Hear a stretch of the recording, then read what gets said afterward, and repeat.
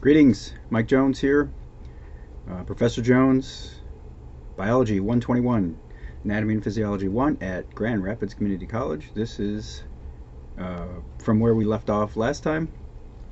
This is the second part of the skeletal system. Today we're going to talk about bone growth and development and the maintenance of bone throughout life and changes that occur in the bony skeleton throughout life. It is living tissue. You should always remember that it is a living tissue, and it is maintained by cells. And we're going to talk all about those cells. You know the names of some of those cells now, but we're going to talk about the hormonal regulation of the activity of those cells and what effect they have on the skeleton. So let's start off from here, talking about bone development and growth. I'll move me right into there. I may have to move me later if I end up being in the way of the slide. So there's two big kinds of bone development in the body, and it's because of these two types of, or general categorizations of bones, that these two different developmental techniques come about. Remember, the point is to end up with hardened bone that is both inorganic and organic, has the right components to it. All bone is going to end up having a harder cortex, compact bone on the outside, and more of the airier, spongy bone in the middle. It's just how you get there. It's a little bit different for flat bones than it is for long bones. So we have these two terms.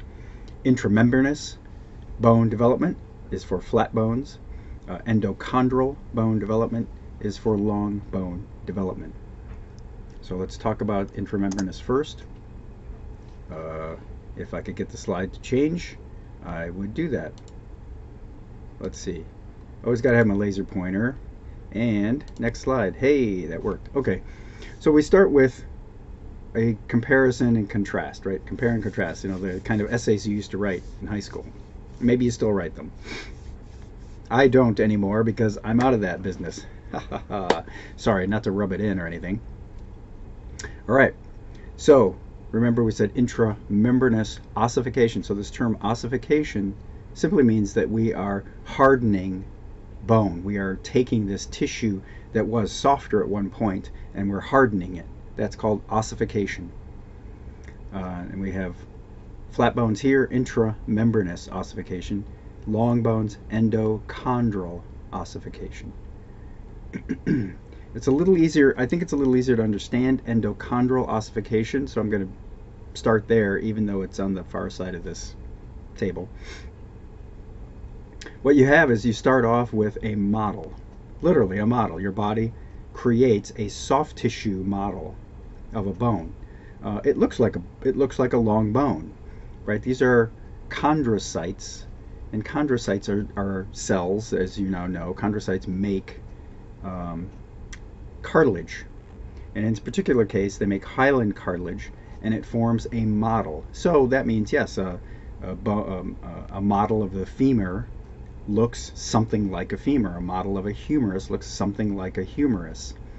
And so chondrocytes make cartilage in that shape. And then the cartilage tissue starts to break down from within, and there are cells that invade now. Instead of having chondrocytes in there, or chondroblasts in this case, it starts to become infiltrated with osteoblasts. Now you know that osteoblasts, with the B, builds bone. So these guys look at the cartilage model and they say, okay, that looks pretty good. We're going to harden it up. We're going to ossify that cartilaginous tissue in the shape of the model that has been formed from the chondroblasts. Now the osteoblasts form a spongy bone in the space occupied by the cartilage, so they start to ossify that tissue. Osteoblasts beneath the periosteum deposit compact bone, and then the osteoblasts mature and become osteocytes, and then they're in the lacuna, and then now we're back to what we've already talked about. and they build that bony matrix all around them as they stay inside the lacuna. And then, of course, you know, the canaliculi and the pseudopods and the osteocytes are talking to other osteocytes, blah, blah, blah. You remember that from the last. If you don't remember that, you should go back and listen to the last lecture. So you start off with a cartilaginous model formed by chondroblasts and chondrocytes, and then it is replaced by osteoblasts in the shape of that bone. Okay, so those are long bones. Let's go over here to flat bones. We now have to start off with a different kind of tissue that you maybe never heard of before. It's called mesenchyme. This term mesenchyme, or we sometimes refer to them as mesenchymal cells. Mesenchymal cells are very fairly undifferentiated cells. They create kind of a sheet or a planar surface into which are embedded osteoblasts, or they differentiate. Maybe it's better to say that as the text here says. The mesenchymal cells differentiate into osteoblasts based on hormonal influence. But they have laid down this sheet of a soft tissue called mesenchyme. Within that mesenchyme, there are areas where these mesenchymal cells will differentiate. Now, you have osteoblasts. Well, you know what osteoblasts do? They're going to take this sheet of material and they're going to turn it into bone. They're going to ossify it, just like they did in endochondral. The beginning part is different. The beginning cells are different. But in the end, what you get is osteoblasts turn the mesenchyme into bone.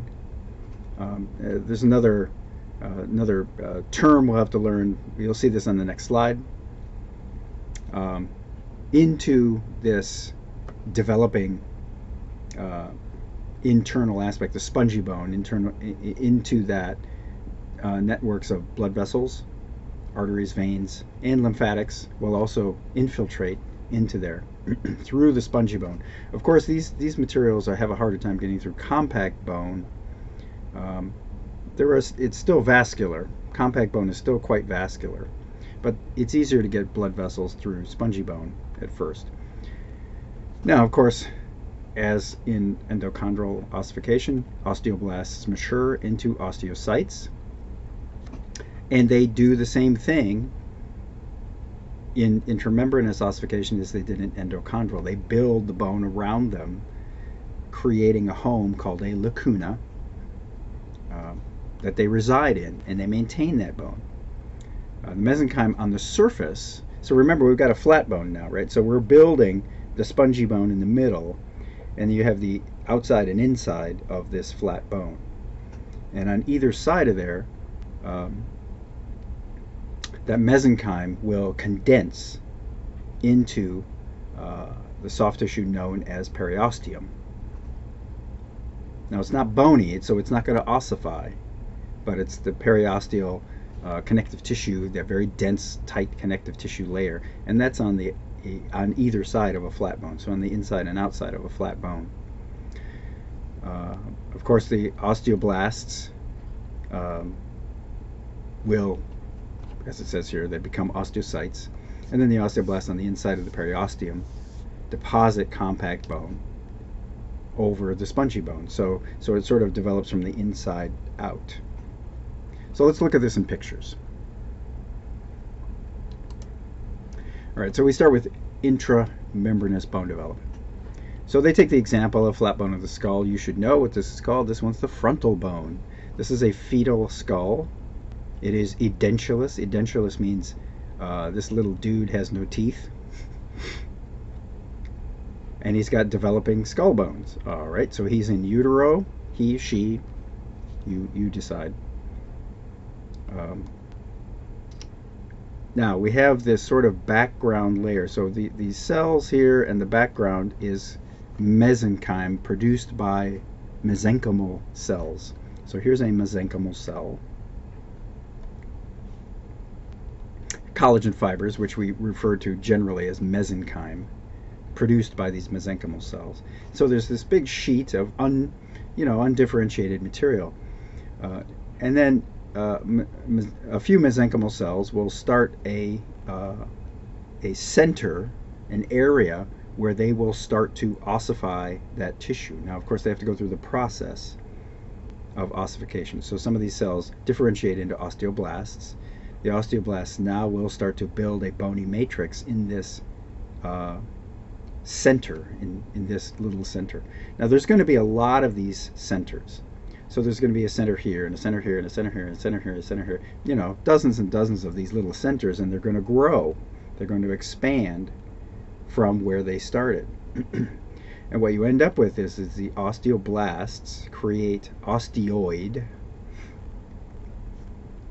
So they convert the mesenchyme into this substance called osteoid, which is closer to bone than mesenchyme is. And these cells start to spread out, these ossification centers, and they start to calcify inside those centers. Now, of course, the left behind osteoblasts will mature into osteocytes. As with all osteocytes, they're creating lacuna. They are ossifying and maintaining that area of bone that they're creating as the osteoblasts spread. So these ossification centers spread one to another, and then they finally meet. Not until after birth, though, especially in skull bones.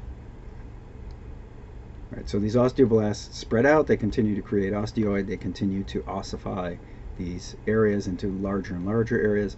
So now we go into an ossification center. Here's the inside of it. Here's an osteoblast, and here are osteocytes that have matured. Here's blood vessels that start to infiltrate that area. And then we have the mesenchyme on the outside here and the inside here. This mesenchyme starts to condense into periosteum. So as this continues, you get more and more ossification. You get spongy bone in the middle. You get compact bone on either side. And then you get periosteum on either side. Right? So they have the periosteum here and periosteum here, and you have osteoblasts underneath the periosteum. So yes, it's certainly true. I've said that long bones can get thicker in the diaphysis. Well, it is possible for flat bones to get thicker as well, but typically speaking, a flat bone doesn't need to get thicker. There's no impetus. There's no reason for it to get thicker. It could. I mean, I suppose, hypothetically, it could get thicker, but there's typically no reason for it to get thicker in most average human beings. But you still have periosteum on the outside. You have an active cell layer right next to the compact bone. You have spongy bone in the middle. You have a lot of blood vessels. You have osteocytes that reside in the spongy bone and maintain it. So this is intramembranous bone development, flat bones. All right. Let's look at endochondral bone formation, bone development. So here we start with, now in this particular case, we are starting still with this mesenchymal cell, but they differentiate pretty quickly into chondrocytes. It's the chondrocytes that have the active, or the activity that we're looking for. And it's the chondrocytes that lay down this model of a long bone. Now this is a pretty generic long bone, right? It's got a thickened end at one end and a thickened end at the other end and a shaft in the middle. Okay, great. So this is a cartilage model, right? So this creates the generalized form of the bone, but of course it's going to continue to grow out and ossify from the center. So you're going to start to calcify. Capillaries will penetrate into the cartilage. The perichondrium transforms into periosteum. The periosteal collar develops.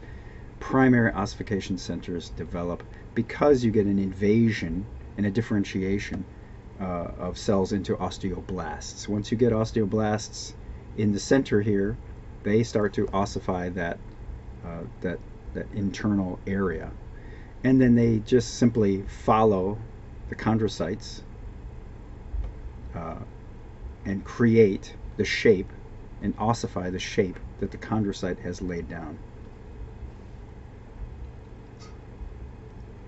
And then you start to develop the intermedullary cavities, compact bone on the outside, trabecular bone or spongy bone in the middle, and then you end up with ossification centers or the epiphyseal plate, epiphyseal area where the bones will continue to grow longer as you continue to ossify that material more and more and more. One of the things that spurs on ossification of long bones is weight bearing. So of course when you're in utero, you're not weight bearing, you're floating around in amniotic fluid and life is great. Then you're born and you're dumped out into the force of gravity and you're flopped on the table and you can't do anything, right? You have squishy bones and you have underdeveloped muscles. But of course, that's a pretty pathetic way of describing a human being. But nevertheless, over time, gravity has its effect. One of the effects that gravity has is you start to weight bear through your bones. And when you start to weight bear, that spurs on osteoblasts to ossify your long bones. For what? For weight bearing. Well, that's weight bearing purposes. That's really the point. To a lot of the bones of your body is weight bearing. Now, cartilage remains at the epiphyseal or the growth plate, as I mentioned, and that's where they continue to get longer until you go through the maturation process, where you get an impulse of either estrogen or testosterone. Estrogen is a little bit quicker in eliminating those epiphyseal plates and turning them into epiphyseal lines. Testosterone tends to take a little bit longer, and that doesn't. When I say testosterone and estrogen, of course I refer to genetically male or female, but we all have estrogen and we all have testosterone. So it's about the levels, the levels of each hormone, and which hormone will dominate in any particular person. That's what will influence this continued ossification process. Now, in the end, what you're going to be left with is an epiphyseal plate. We're going to talk about the epiphyseal plate and the ossification and the long bones getting longer. But at some point, that epiphyseal plate will ossify as well. And that means this bone is mature and it is as long as it's going to get. And so that's a way to differentiate between younger bones and mature older bones. Now we're not talking about, the difference between a 60-year-old and a 10-year-old. We're talking about the difference between, say, a 10 or 12-year-old and an 18-year-old. We can differentiate those ages based on these ossification centers at the epiphyseal plate. All right, so speaking of the epiphyseal plate, here it is. This is of course, a generic drawn epiphyseal plate. What you have to realize about an epiphyseal plate is there is growth in both directions. There is growth at the epiphysis and there is growth at the diaphysis. So this occurs in the metaphysis of a long bone. This is called an epiphyseal plate.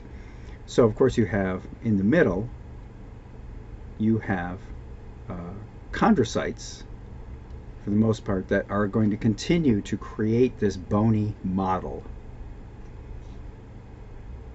And as that bony model starts to grow out away, what you're going to get is eventually, of course, this is the end result, right, is the calcified matrix. So you start with, I'm sorry, this is, my apologies, this is only 1/2 of an epiphyseal plate. Sorry about that. This is the growth area up in here, and as that epiphyseal plate continues to mature, you end up having a calcified matrix. Calcification, of course, is the end of the road. That's the ultimate result. You would have this same cells on the other side of the epiphyseal plate. So the ossification occurs in both directions at an epiphyseal plate. This is only one of those directions. Right, so we start with the youngest or earliest or most immature cells. This is where you're going to get production of matrix from chondrocytes. Right, this is referred to as the reserve zone. And then these chondrocytes will mitose. They grow more and more numerous. This is called the proliferative zone. These cells mature. And maturation involves improving their lipids, glycoprotein profiles, alkaline phosphatase, etc. The maturation process, I'm not that concerned that you know exactly what's happening in the maturation process, only that this is the maturation zone. The next step in this process is to calcify those cells through osteoblastic activity. So you start with chondrocytes up here, they make the matrix, they proliferate, they become more and more numerous, they mature, and then the chondrocytes will die, but they're replaced by osteoblasts. And then eventually you have the mature cell here, the zone of ossification, which is your goal, of course. So this is happening on one side of the epiphyseal plate. The same thing in reverse. If you flip it over, you would have the same thing happening at the other side of the epiphyseal plate. This is how long bones get longer. So we have the reserve zone, the proliferative zone, the maturation and hypertrophy zone, and then the calcified matrix and zone of ossification. Those are the stages. That's the steps. Now here's a picture of an actual epiphyseal plate. Right, so zone 1 in here, this is referred to as the zone of resting cartilage. It's really not doing anything. You're just creating this matrix cartilaginous layer. And then the cartilage cells proliferate, as we mentioned in the last slide. Right, they become hypertrophic, they mature, they calcify, and then they ossify, because osteoblasts invade and take over and ossify the form that the chondrocytes have made. So resting cartilage, proliferating cartilage, hypertrophic cartilage, calcified cartilage, and then calcification, or ossification, sorry. Now, this is a microscopic view of what you see over here. This is a young person's hand. Now it's colorized and it's, it's very glorified. But what we see is, when I first saw an x-ray of a child's hand or any of the bones of their body, what you see is the long bone. You say, okay, that's great. And then you look, like here, right there, you say, oh my God, this kid's hand is broken. It's not broken at all. That's the epiphyseal plate, because it is made of chondrocytes, and chondrocytes do not stop x-rays. X-rays go through. If x-rays go through something, then it looks like a dark line. If something stops an x-ray, it looks like a light thing. So you got a bone here at the epiphysis. You have ossified bone out here at this epiphysis. You have the diaphysis in the middle, and then you have this, this area, this zone here too. Here's the diaphysis, and here's this kid's bone there, and there is an epiphyseal plate that looks like a dark line. So it looks like this kid's hand is broken. Well, of course it's not broken, it's just not fully matured. This tells us something about this child's age.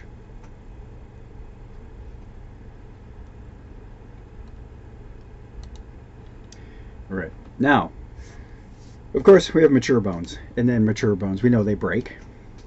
They're not perfect, they're not great, but they break. When they break, we give them different names.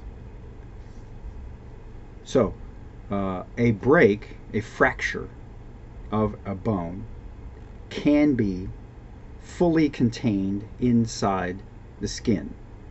Now, that there can be significant soft tissue damage inside the skin, but if it's contained inside the skin, that is that the bone itself, none of the bone fragments break through the skin, that is referred to as a closed fracture.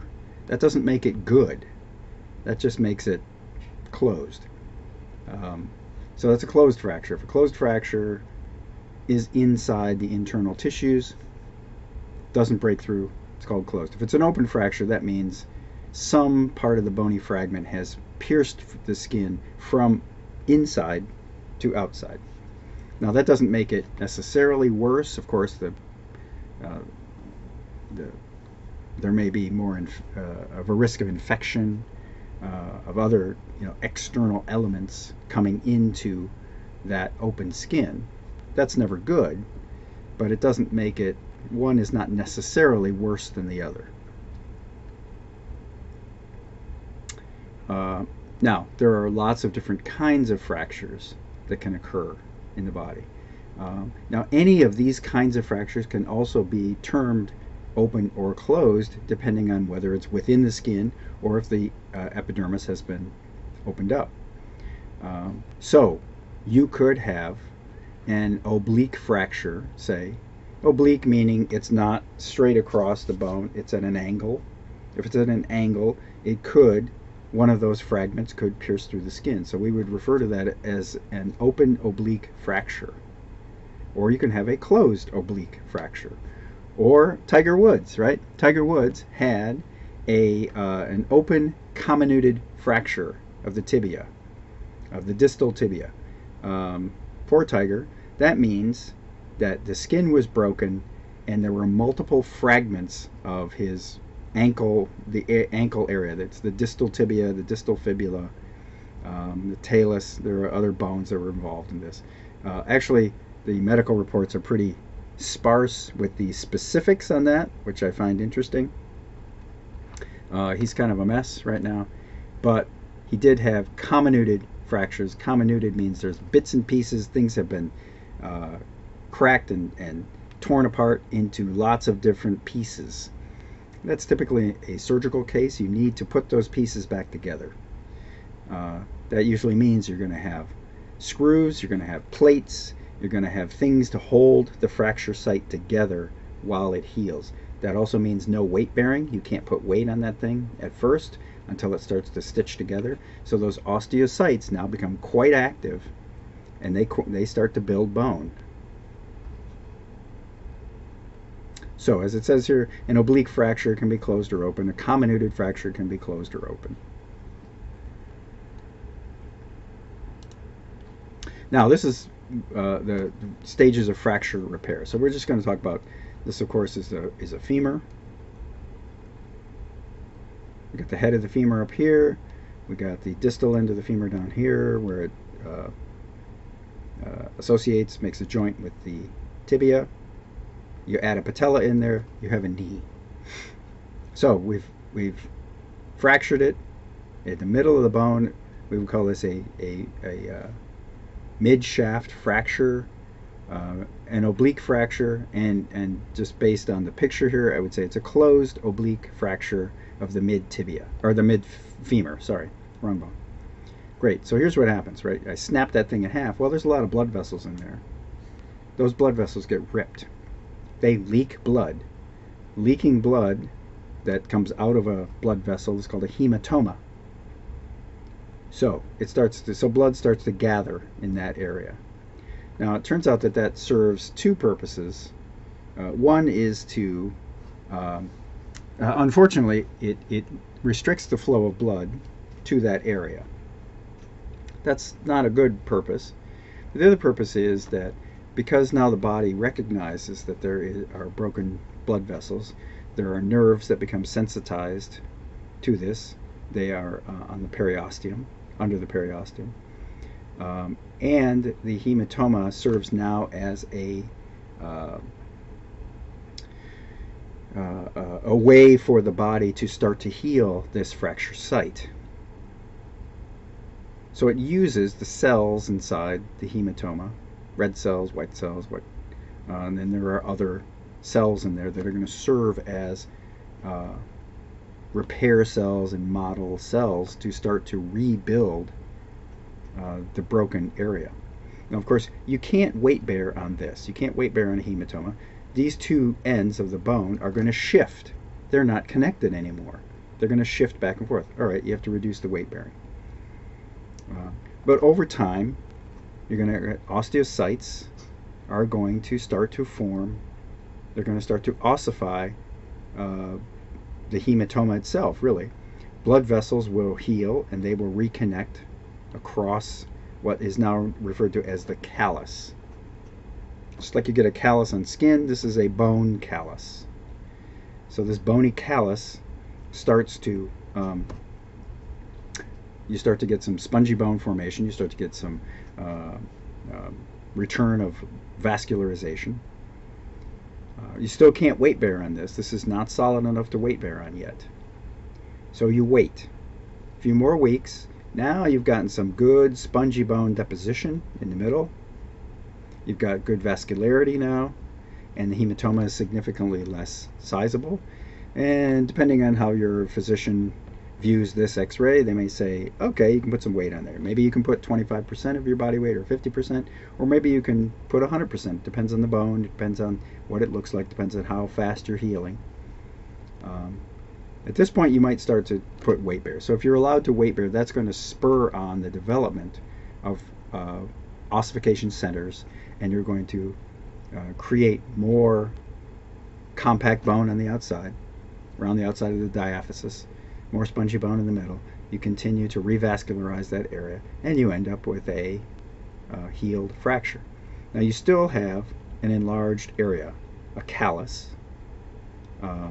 and so we can typically see fractured bones that are healed will typically have a slightly enlarged area around where they were broken.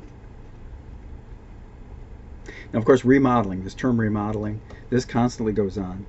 I mentioned osteoblasts, of course, are active here, but of course osteoclasts are also active. You have to lay down the bone, but then you have to, kind of shave it down or file it down or make it look nice, or make sure that it is strong in the lines of stress.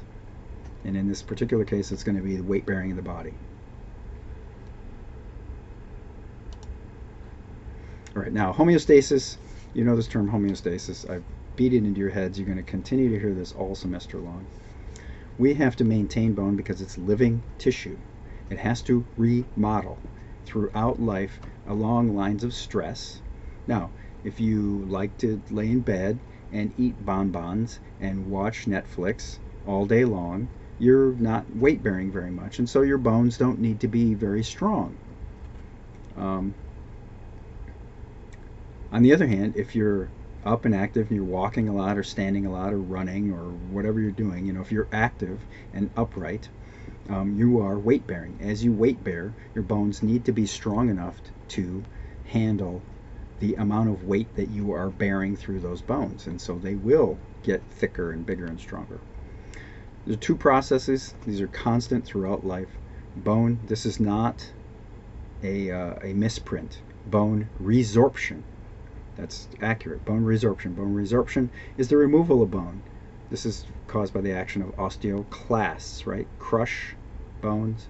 Bone deposition, formation of bone. You deposit bone. Osteoblasts are responsible for this. These are under hormonal control. We're going to talk about those hormones now.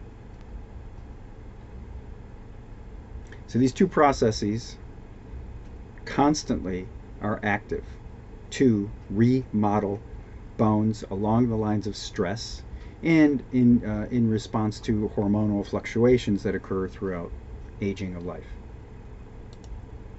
All right, so here are the players. The players that affect bone development, or the major players. We're going to talk about the major players. We're going to talk about vitamin D.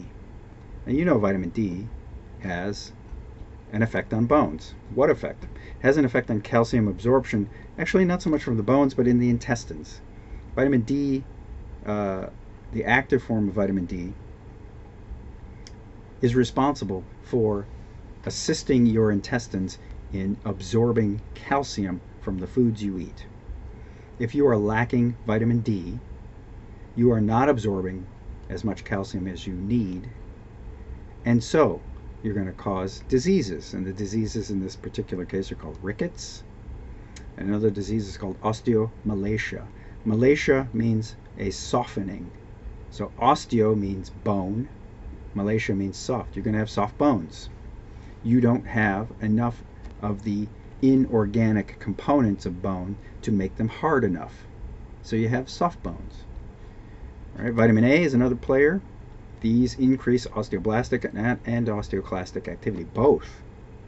Well, if you don't have enough vitamin A, now you're inhibiting osteoblasts and osteoclastic activity that will retard bone development. You've just went through bone development. You know that you got to have osteoblasts and osteoclasts. If you were limiting that activity, you're not going to get very good bone development. Vitamin C. Vitamin C is used in collagen synthesis. Where would that affect? Well, of course, that's going to affect, that's going to create an ineffective or inefficient chondrocyte, chondroblast activity. You have less collagen than you should need. And so that results in, remember, you have inorganic and organic components. The organic component of bone mostly is collagen. If you have less of that, then you have relatively more inorganic parts. They're brittle bones now, right? So it results in slender, fragile bones, easy to fracture. Another player, growth hormone. Growth hormone stimulates cartilage cell division. Now you have to back up and go, oh wow, cartilage cells, what are they used for? Endochondral ossification. They create the model. If I don't have enough growth hormone when I'm developing, insufficiency results in pituitary dwarfism. This is a hormone that is expressed from the pituitary. Dwarfism, you don't get good long bone development. If you have shorter long bones than you should have, you have less length of those bones, and so your stature is less.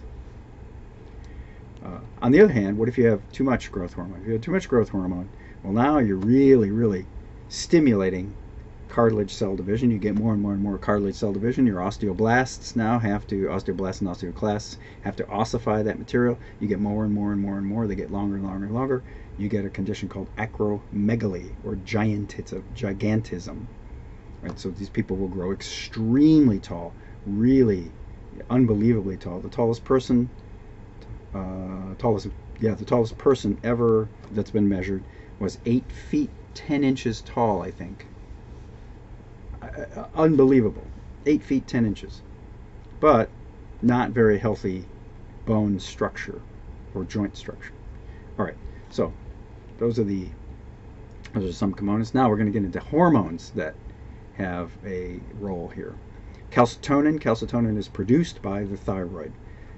Calcitonin causes a replacement of cartilage with bone at the epiphyseal plate, increases osteoblastic activity. That means you are going to increase the deposition of bone into the skeletal system. It reduces osteoclast activity, so it changes the ratio.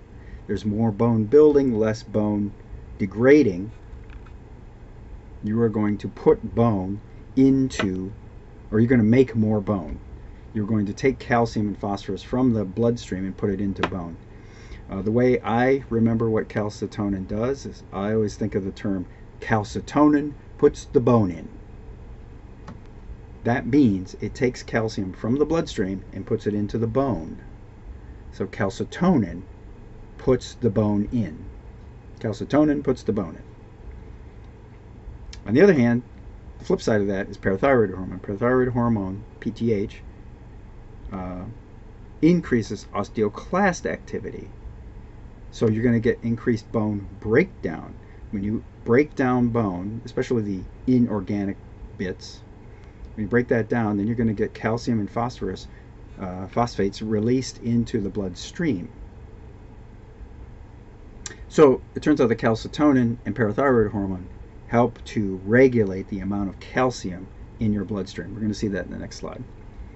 Sex hormones, I've intimated at that at the onset of puberty, you're going to have increases in estrogen or testosterone. They promote bone formation. They are the beginning of the end of the maturation of bone. It takes a little bit longer when you have higher levels of testosterone. We typically associate higher levels of testosterone with men or males. Higher levels of estrogen than testosterone in females. that has a greater effect on the epiphyseal plate and the ossification of the epiphyseal plate. I'll give you a perfect example here. I have a daughter. My neighbor down the road has a daughter. They were both in 5th grade together, and in 5th grade they were both 5 feet tall. They were some of the tallest kids in their class, the tallest girls especially, but some of the tallest kids in their class. They were both 5 feet tall. Very shortly after 5th grade, well, no, it was actually during 5th grade, my daughter started her period, right? So she entered puberty in 5th grade. That means she got a surge of estrogen. She grew from 5 feet tall to 5 feet 2, where she is at today. So estrogen was the start of the ossification of her epiphyseal plates. The other girl, her friend, her good friend, was also the same height as her, did not start her period until she was 14. So she had several more years without estrogen. She is now about 5, I think she's 5'7". She's 5'7". She is 5 inches taller than my daughter now. So we have pictures of them looking each other in the eye in 5th grade, and we have pictures of my daughter looking at her friend's neck and another picture some years later. That is the effect that high levels of estrogen have, and the delay of estrogen from my daughter to this other girl, and the effect that that had on growth at the epiphyseal plate and the lengthening of those bones. And of course, physical stress, I mentioned that already. Now, here's vitamin D. What does vitamin D do? Vitamin D, the precursor to vitamin D, is built in your skin, the circulation of the integumentary system. So vitamin D is ingested, right? It's an inactive form of vitamin D. When you eat vitamin D, it's not the kind of vitamin D that you need to help calcium absorption. But it's turned into that. How is it turned into that? It's turned into it. Vitamin D is manufactured in the skin after the absorption of sunlight. Right? So there's a certain wavelength of ultraviolet radiation that makes it through to your skin, to your blood vessels, that activates a form of vitamin D. Vitamin D3, actually. It turns vitamin D3 into a secondary form of vitamin D. And then in the kidneys, vitamin D is transformed into this material that is known as calcitriol, 1,25 OH D2, vitamin D2. That is the biologically active form of vitamin D. So you either make it with your skin absorbing a certain amount of ultraviolet radiation and turning the precursor form into a secondary precursor, and that precursor is now activated by your kidney, and that causes your intestines to absorb calcium, to be more efficient absorbers of calcium. You can do it that way, or you can actually take a pill called vitamin D3. If you orally ingest vitamin D3, it will circulate through, it will be turned into this active form in your kidney, and then you can absorb calcium.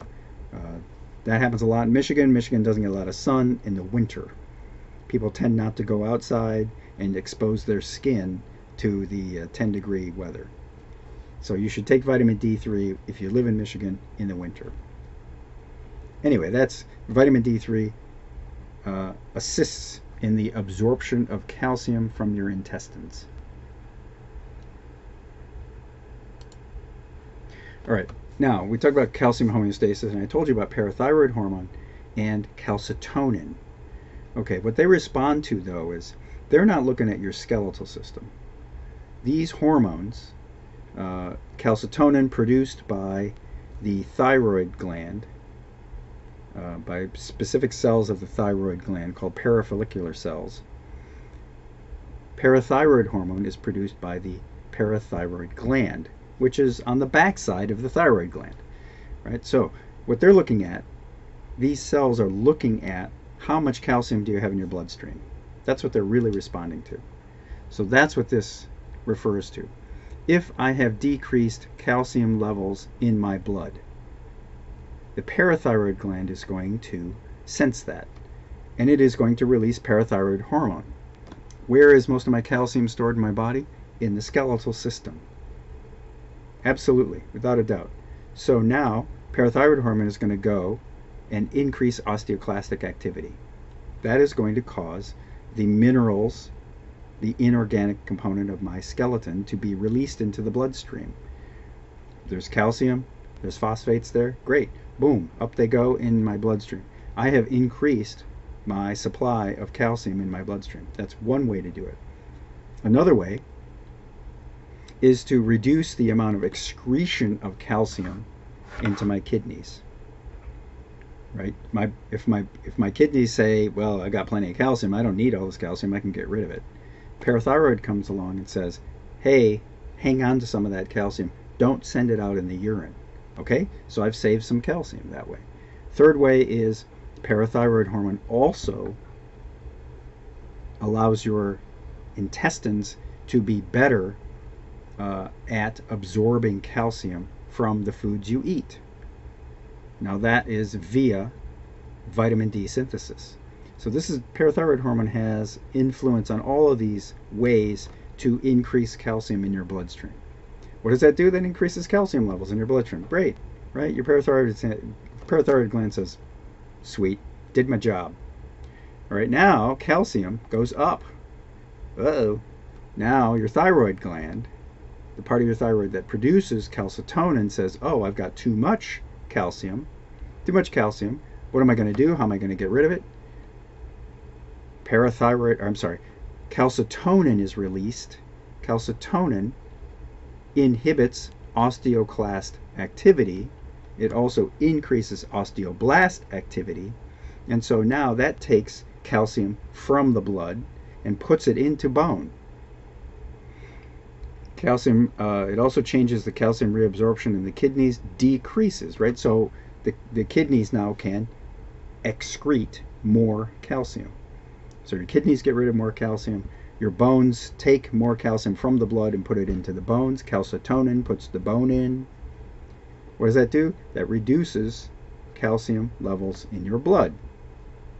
So you got this back and forth. This is homeostasis. This is classic negative feedback. Up and down, up and down, up and down you go. So your calcium levels are maintained at a physiologic value inside your bloodstream. Absolutely essential. That is calcium homeostasis. Now, this is just what we just went through. There's no difference here, right? Calcium level increases, cells in the thyroid sense that, right? Thyroid gland releases calcitonin. Calcitonin puts the bone in, puts it into bones. Calcium level returns to normal. Whoops, calcium's too low. Oh, parathyroid gland, parathyroid hormone, osteoclastic activity is raised. That brings calcium away from the bone. Then there's the other effect that it has on the kidney and the effect that it has on the intestines. Back to normal calcium levels. Back and forth. This is what homeostasis is all about. All right, last thing. Lifespan changes. The bony structure, of course, is living tissue, and it changes throughout life. It changes depending on your activity level. It changes according to whether you're in a sunny area or a cloudy area, and that will change according to vitamin D levels. Extremely important. But we do notice, generally speaking, there's a decrease in height that begins at about the age of 30. So bones really max out about 30. Now this can be very minimal changes. These can be very small changes, but they can get bigger and bigger as time goes on. Generally speaking, calcium levels will diminish or decrease throughout life. And calcium, you're going to find out, is involved in almost everything. Calcium is involved in nervous neurotransmitter release. It's involved in muscle contraction. It's involved in, obviously, skeletal situations, skeletal, the health of the skeletal system. As that happens, bones become more brittle, more prone to fracture. Osteoclasts outnumber osteoblasts. I really get depressed when I hear this one. Great. My own body is ripping me apart. Wonderful. Spongy bone weakens before compact bone. Menopause really does a number on you. The reduction of estrogen at menopause really increases the rapidity of bone loss and bone density loss.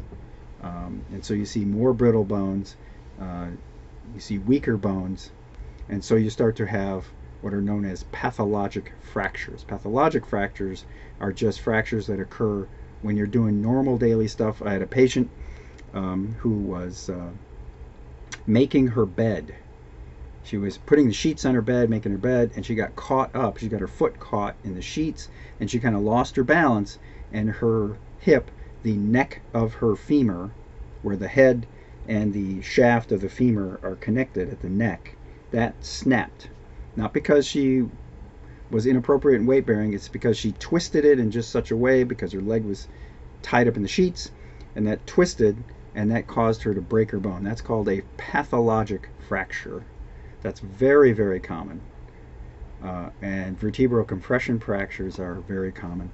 That's where the body of the vertebrae will simply crush, usually in the anterior aspect of the body of the vertebrae, will collapse. It simply collapses because it is not strong enough anymore. It does not have the density that it once had, and it can't handle the pressure that's put through it. So maintain your bone health, maintain weight bearing, get out there and exercise. Even just simply walking every day will maintain bone density better than sitting around and watching TV and drinking pop and eating chips. Okay, there's my soapbox. We are finished with the skeletal system. Next up will be joints. Thanks for your attention. That'll do it.